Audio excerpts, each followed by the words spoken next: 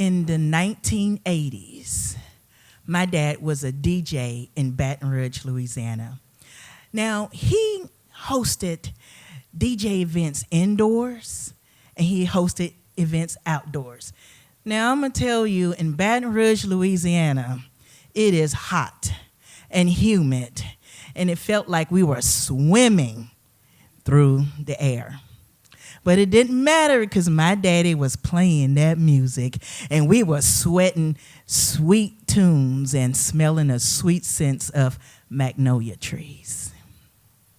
See, my dad had hundreds of albums in his little DJ room at home. And he had turntables. He had big speakers, massive, that when I was playing outside, I can hear that music 3 houses down. One thing about my daddy, he did not want us to touch those albums. Not the turntable. Nothing. Because that was his livelihood. That's how he brought money in the home. One day, my daddy said, "Get in the car, you going somewhere." And I'm like, okay. And we went on a little trip. My daddy took me somewhere that was so amazing. As we drove in that parking lot, I can hear the music thumping and bumping, and I felt it through my body. And I was involuntarily stomping my feet. And I start moving.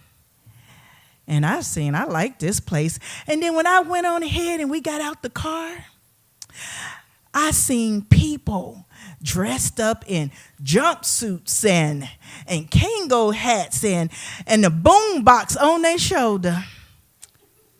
Oh, yeah. I begin to feel the energy and feel the music, the electricity going through my body.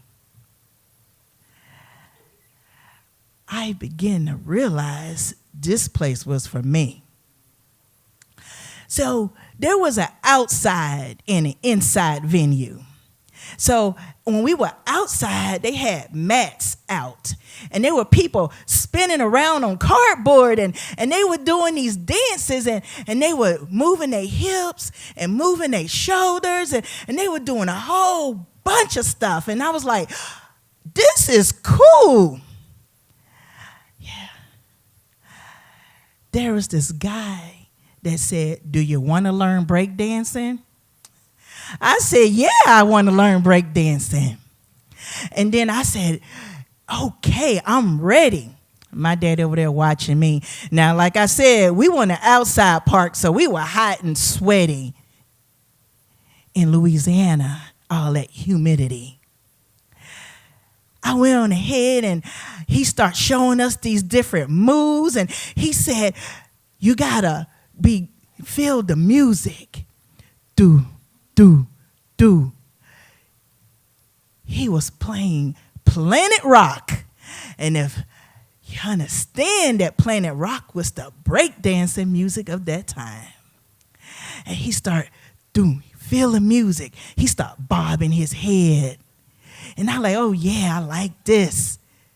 And then he said, "We're going to move. You're going to move your shoulders to the left." And then he said, "You're going to pop.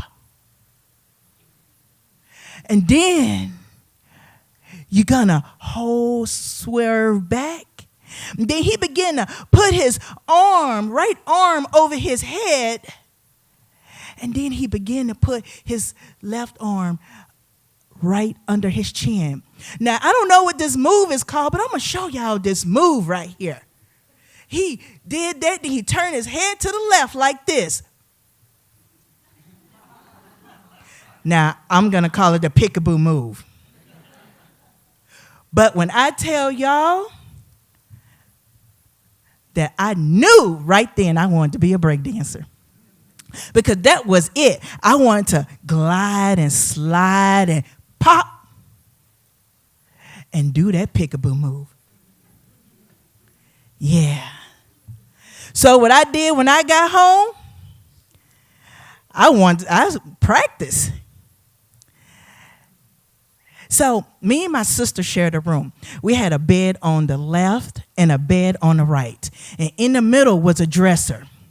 And anything forward in front of that dresser was just empty floor, and that was my dance floor for practicing. And so now we have this Spotify, we have digital music, all that stuff like that. Well, in the 80s, there was no Spotify. We just had a cassette tape. And you had to, if you wanted to hear your song, you had to request it on the radio station. So that's what I did. I called the radio station. Can y'all play Planet Rock? Yeah, didn't get through. Called again. Asked to play Planet Rock. I got through, but then they didn't play the song quick enough, and I didn't hit that record and play button. Now, I was thinking I could use my daddy album because he did have that album, Planet Rock. But I remember he told me not to touch his stuff. So you think I'm going to touch it? No way. Third time, they played Planet Rock again. And I hit play and record, and I recorded that song. I went to school on Monday because, show and tell. And I wanted to show them that I learned breakdancing. So all of the kids in my class was like, I had a pet goldfish. I went cutting grass. I went to the park. And I'm like, boring, because I knew what was about to happen with me. I'm about to go on this dance floor in the middle of the classroom and show them what I done. And it was my turn. I had my little cassette tape. I stuck it in there, hit play, and the music was going, do, do, do. And I was feeling that groove. Do, do, Planet Rock. And then I start doing the moves that I learned at the breakdancing. And I was turning my shoulders, turning like this. Robot.